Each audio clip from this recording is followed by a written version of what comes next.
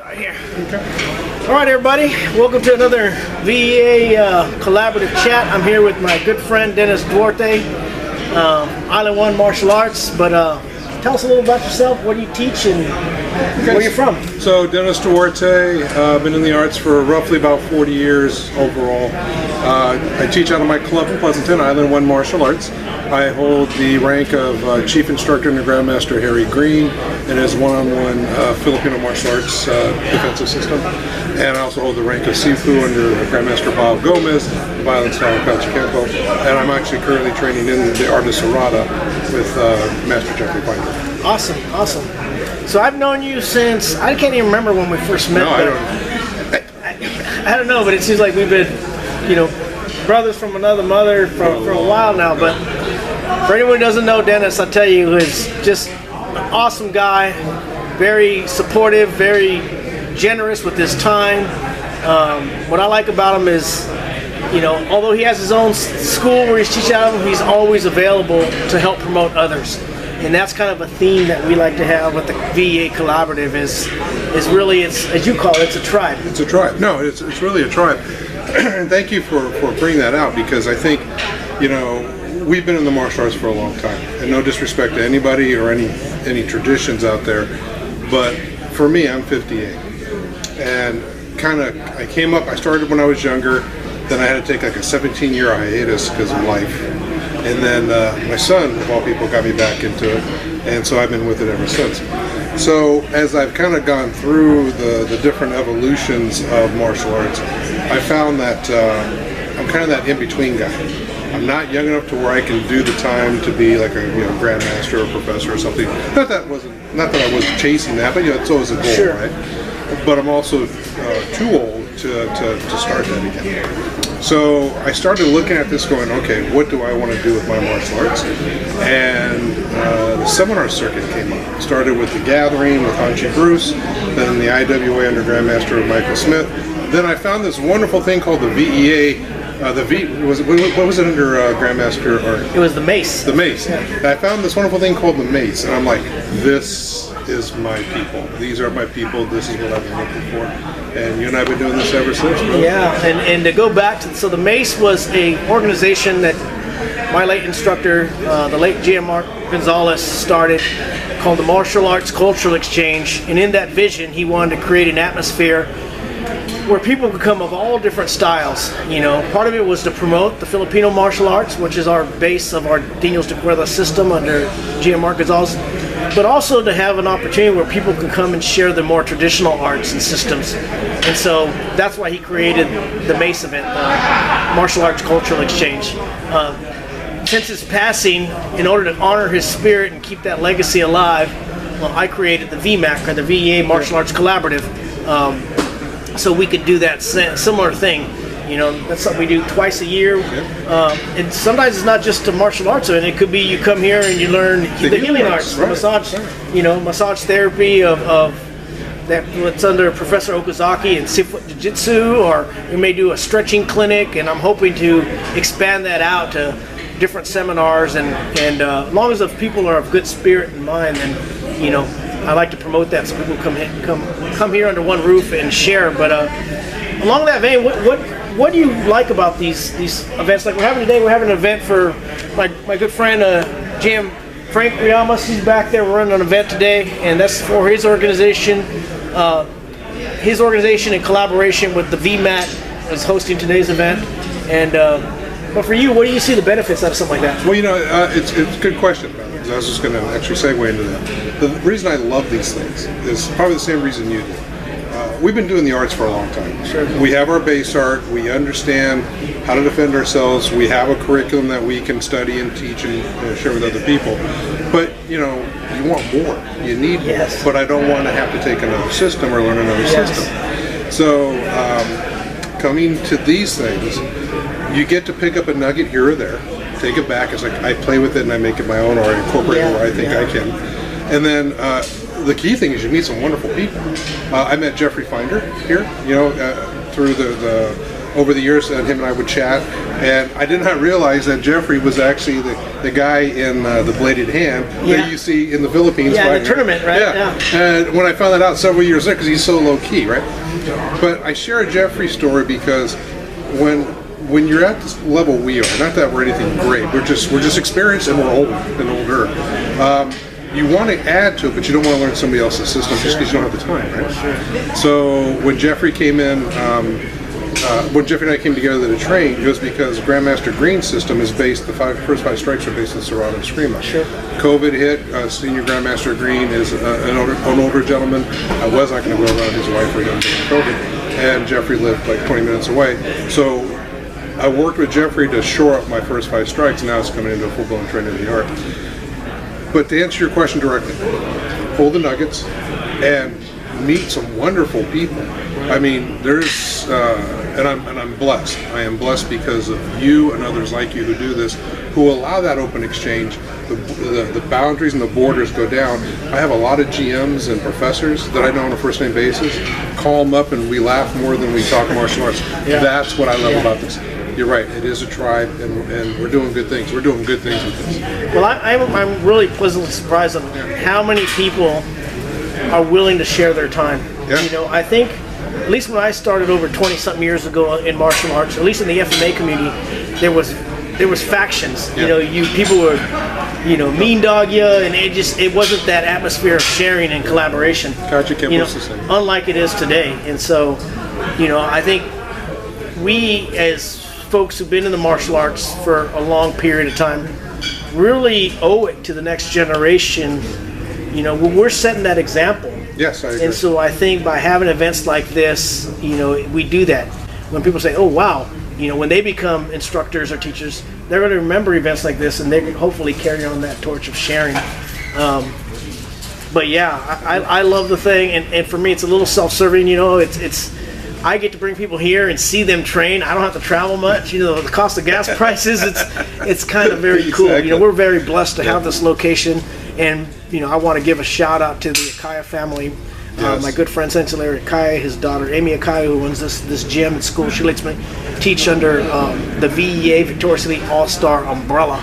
So we're a martial art component here, in addition to her cheer academy. So just absolutely blessed. And that's a great fit. Yeah. I mean, look at the facility. Exactly. And we've been here since 2011, so we're really lucky. But I like what you said about, you get to a point where you really can't learn a whole new system because of time. And I kind of equate it to going back to school. Like, I'm not going to go back to school and get another graduate degree just because I just don't have the time. But if I could supplement that with, say, a certification or a training program, that's kind of how I see it. No, you're absolutely correct. So I do financial services, work in the retirement industry, and I actually went back to my graduate studies twice in my life.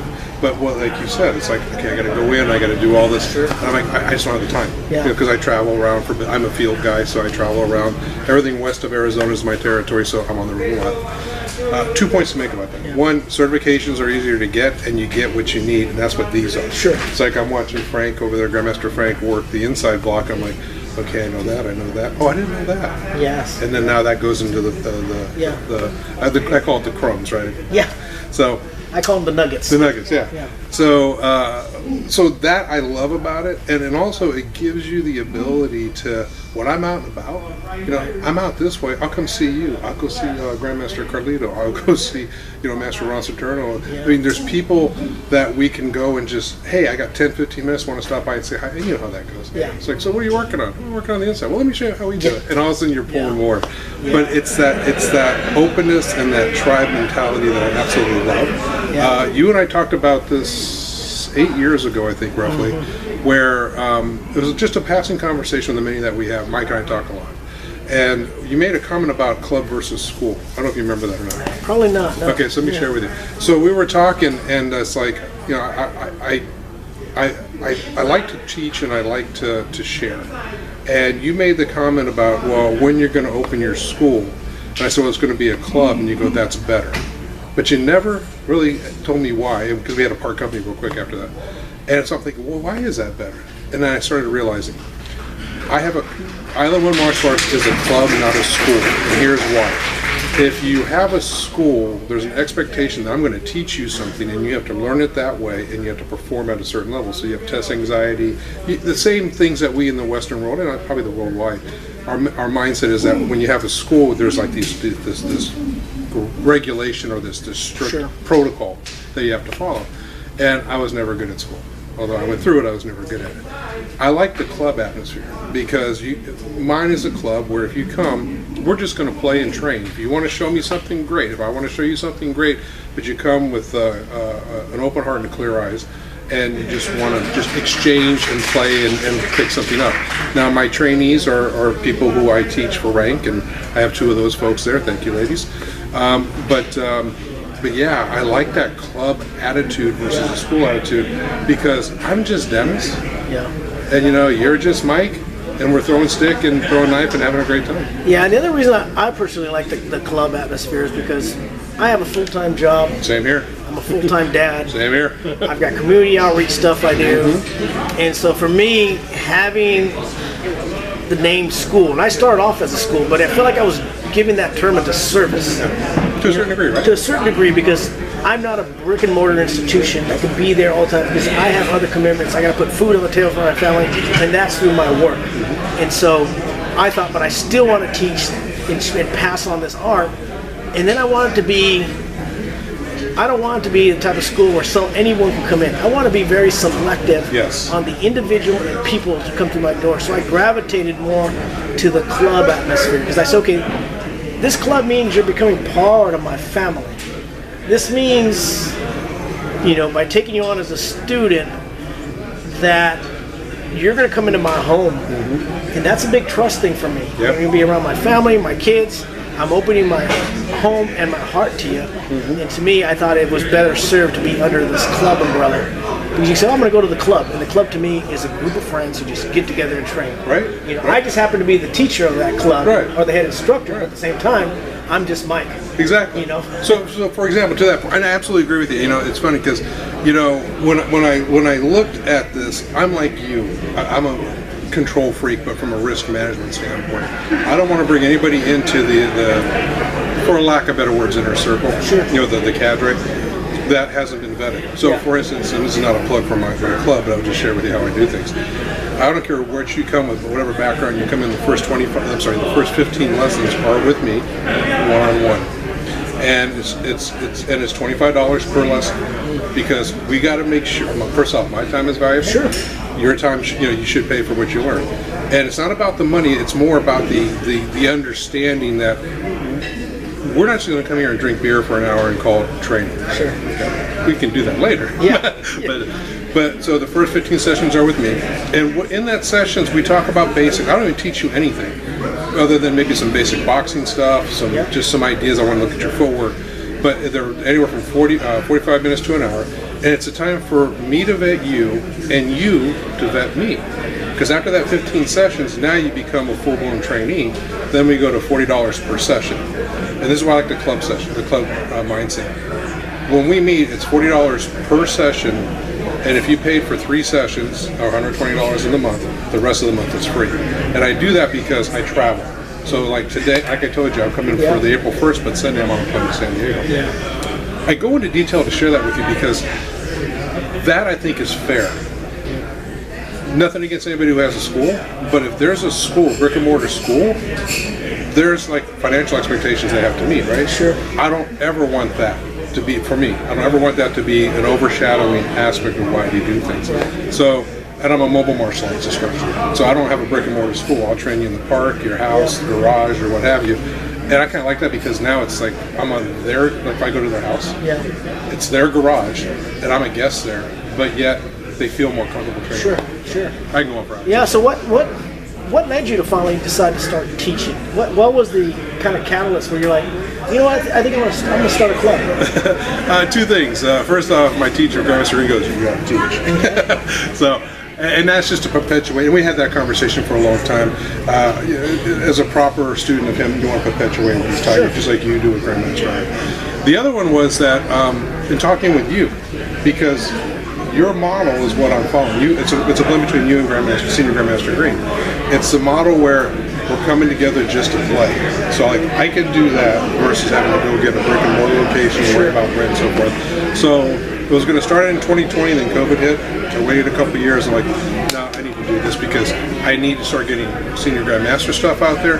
But I also like the idea of having the ability to not only train with others under my own umbrella, but also do a lot of events. That was the other part of the story.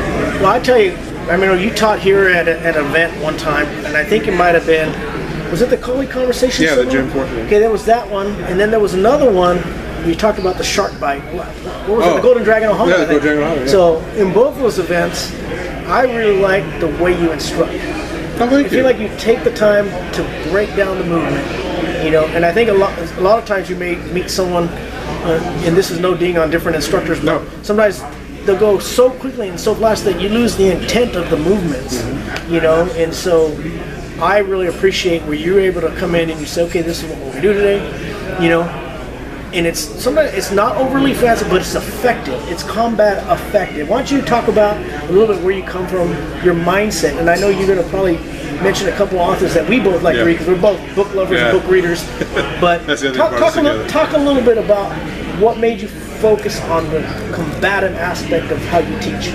Okay. So the reason going back to middle school, the reason I got into the martial arts was because I got jumped by about 5 kids at school.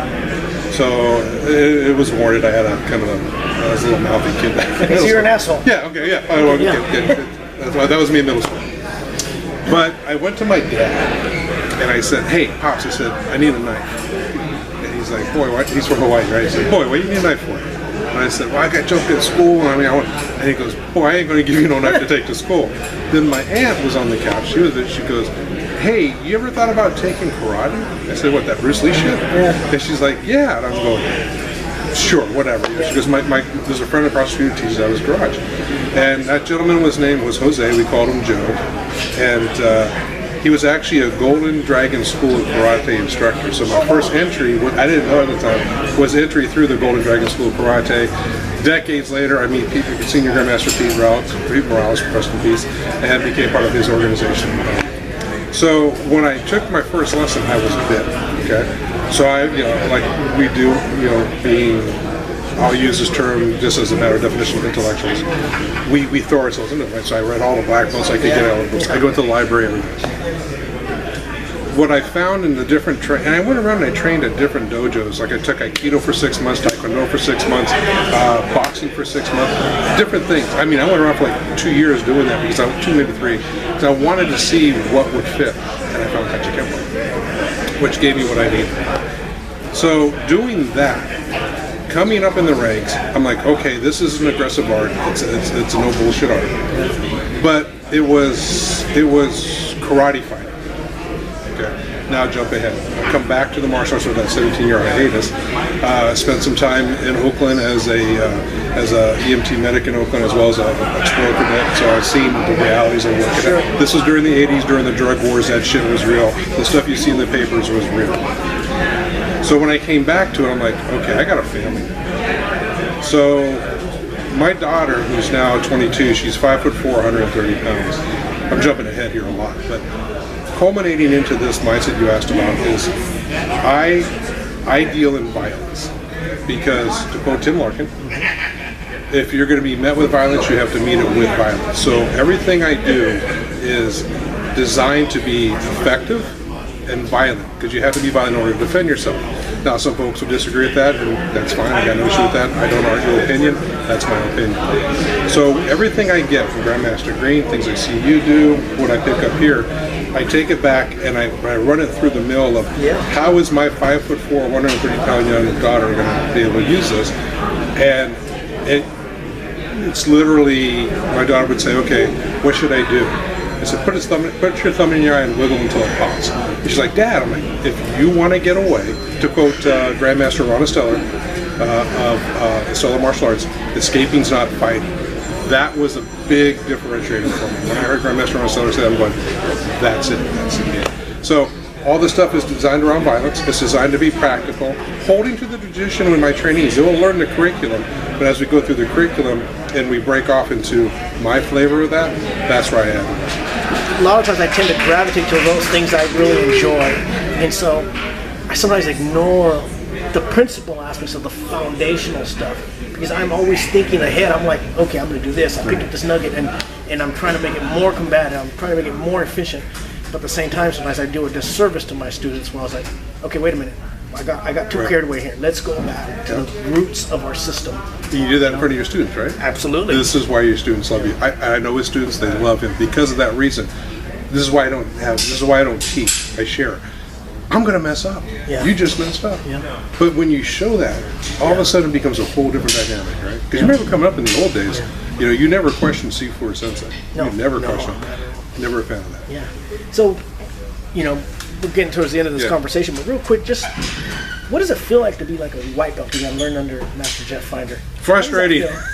Frustrating. Not from him frustrating me. I'm frustrating the hell out of him. But I bet you love it. I do. Because, so the first 5 strikes of Serrata is what Senior Grandmaster Green uses in his knife. Okay, so we learned it. But now when you have somebody who is a direct student of Angel Kabbalah's teaching you the way that Angel taught him, and he's adamant about that. He says, I'm teaching you the way the basics, the way Angel taught me. Sure. You start seeing the little nuances that you may have missed before. Yeah. And not that one's better than the other, but it's like, oh, I missed that. Yeah. Oh, now it feels better. Now it fits a little better, right? Or, oh, now I understand a little better why I'm doing this, right? Because the differentiator between that is Senior Grandmaster Green says, okay, this is the lesson. So it'll feel like an outside one, number 2 counter. And he wanted you to know the lesson so that way you have the footwork down, the balance aspect down, the idea of why we're going to the outside. So a lot of these little things that when you put a knife in your hand, it's a whole different conversation. Sure. Master Finder is like, this is why we do it this way, as it was taught by Angel for these reasons. So the foundation's a little stronger, the hand placement's a little tighter, the movement's a little crisper, because now you're learning this system. Yeah. So long answer to a short question, but I wanted to do it justice because as frustrating as it is to me, and I joke with Jeffrey, I said, I'm frustrated. He goes, no. As long as we still keep coming back, nobody's frustrated. Yeah. And he keeps coming back. The thing I love about that is that it keeps this oiled. Yes. Keeps this oiled. Yeah, I don't know if you know this, but like 7 months ago, I took the Brazilian Jiu-Jitsu plunge. And what do you think? I am loving it. Yeah. I love the aspect. I think what I like about it is that after every lesson, so there's the knowledge aspect I'm learning. Right. But then we put it to the test after every class. Yep. You have to roll. So for me, I love being a white belt again. And I go in there with no inclinations of, I don't care about rank, I care about knowledge. Yep. And so I just love floundering. I love learning something new. I love getting my ass handed to me by teenagers who are higher ranked. And because to me, I'm actually improving as an overall martial artist. Because what it does, and some people don't deal with it well, if you come in with your master certification in another system or your multiple belts in another system and you get on the floor and you get your ass handed to you, some people, their ego, they can't handle that. Yeah. For me, I get excited. Well, humility is a wonderful thing. Yeah. If you allow it in and you take it as you describe it, that's how I do it as well. I mean, I'm not gonna lie. I mean, I'm not so pious that there's not a part of me saying, "Okay, this kid's 16. What the hell's going on?" Yeah. But you keep that in check, and all of a sudden you're like, oh, he's stronger because he's 16, and he's quicker because he's younger. How do I counter that?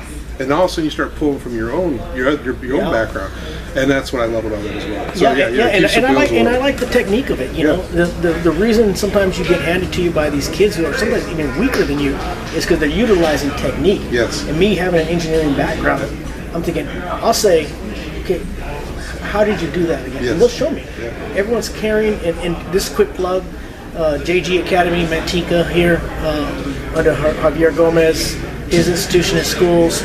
Great coaches. I first met Javier when I took Koshu Kempo here at the same school now that's now a jiu-jitsu school. So just quick plug to that group. Great people, great ohana.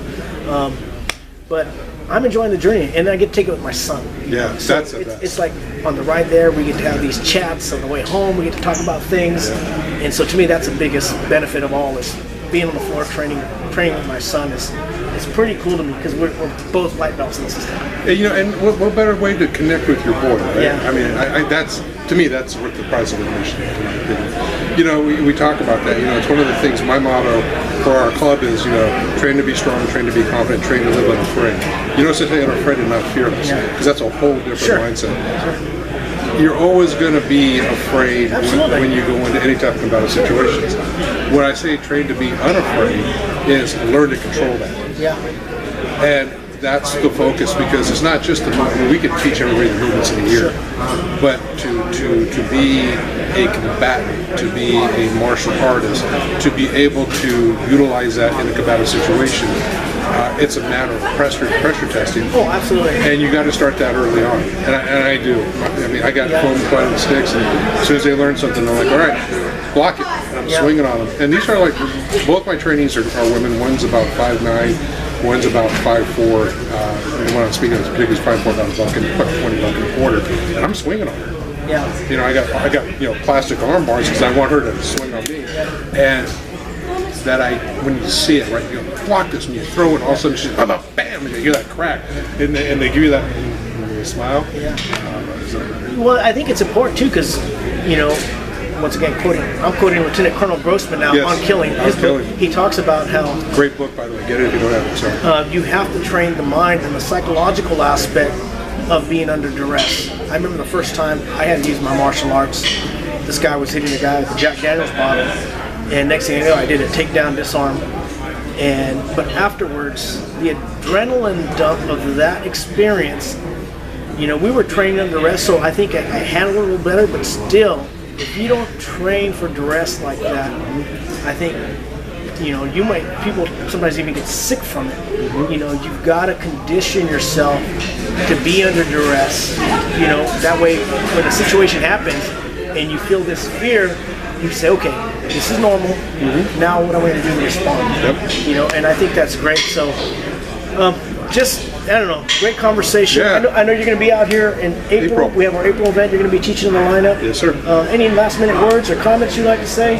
No, if you're in Pleasanton, find me. My number is 925-967-8583 or island1ma@yahoo.com. That's island, the number 1ma@yahoo.com. Coffee. We can throw a stick. We can have something to eat. If you're in the area and you want to just chat for a little while, I'm about the good conversation, as you know. Sure.